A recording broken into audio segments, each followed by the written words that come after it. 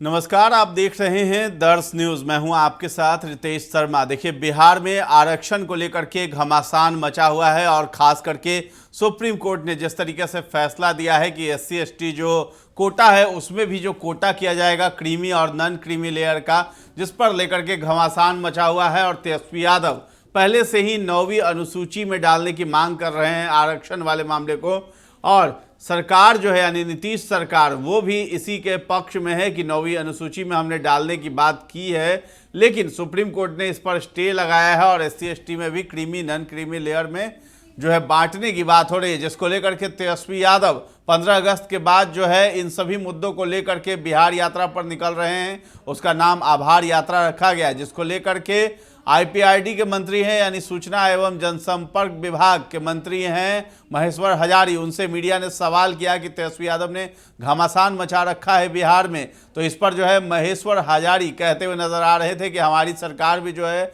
9वीं अनुसूची में डालने की बात कर रही है। तेजस्वी यादव बेकार में इस तरह की बात कर रहे हैं। और साथ ही साथ जीतन राम मांझी पर भी सवाल किया गया। मीडिया ने सवाल किया कि वो भी कह रहे हैं कि केवल 4 ही जाति के लोग जो है आरक्षण का लाभ ले पा रहे हैं और लोग नहीं ले पा रहे हैं। इस पर भी क्या कुछ कहते हुए नजर आए हैं महेश्वर हजारी, आप भी सुनिए। बिहार में घमासान मचा हुआ है। तेजस्वी यादव कोर्ट जाने की बात कर रहे हैं और कह रहे हैं कि बिहार के कोने कोने में जाएंगे, तमाम लोगों को बताएंगे कि आरक्षण नीतीश कुमार देना नहीं चाहते, केवल ढकोसलेबाजी हो रही है। नहीं, आरक्षण तो यहाँ से सर्वसम्मति सदन से पास होकर के गई थी और 9वीं अनुसूची में हमारी पार्टी के भी मांग है। 9वीं अनुसूची में बिहार सरकार कोशिश भी कर रहे हैं जो 9वीं अनुसूची में शामिल हो, इसीलिए कहाँ उससे कोई तफरका नहीं है। हम लोगों के भी पूरे सदन में सर्वसम्मति से पास हुआ था सदन में, इसलिए 9वीं अनुसूची में शामिल होना चाहिए।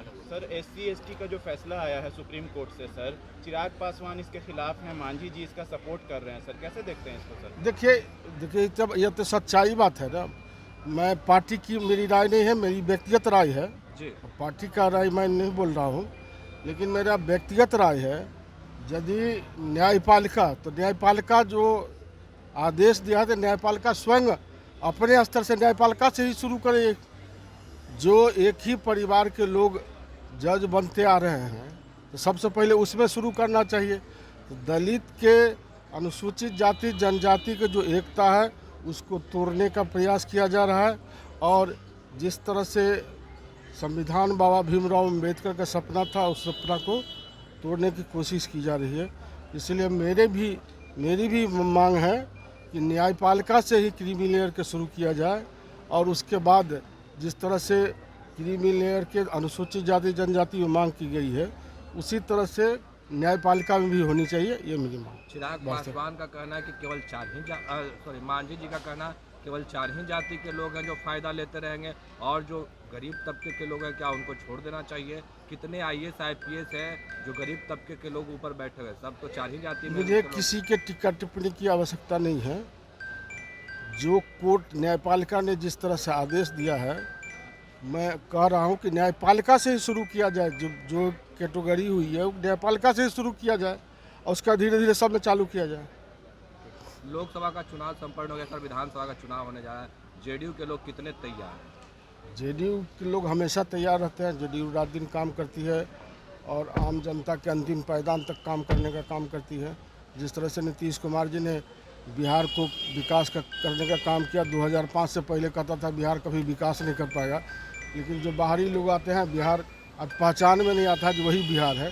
हर गांव तक रोड सेक्टर में हो, बिजली के सेक्टर में, हर सेक्टर में काम नीतीश कुमार जी ने करने का काम किया। परिवारवाद को लेकर आरोप लग रहे हैं, आपके भी पुत्र थे जो कांग्रेस से चुनाव लड़े थे, अब विपक्ष के नेता निशाना साध रहे हैं आपको लेकर और अशोक चौधरी जी को लेकर कि अब क्या हो गया, अपने दल छोड़कर दूसरे दल से लड़वा रहे हैं लोग। देखिए, राजनीति में तो बड़े बड़े के राजा महाराजा का भी देख लीजिए, परिवार में हर तरह के होते रहती है, तो ये लोग आरोप प्रत्यारोप इसी तरह से राजनीति में लगते रहता है।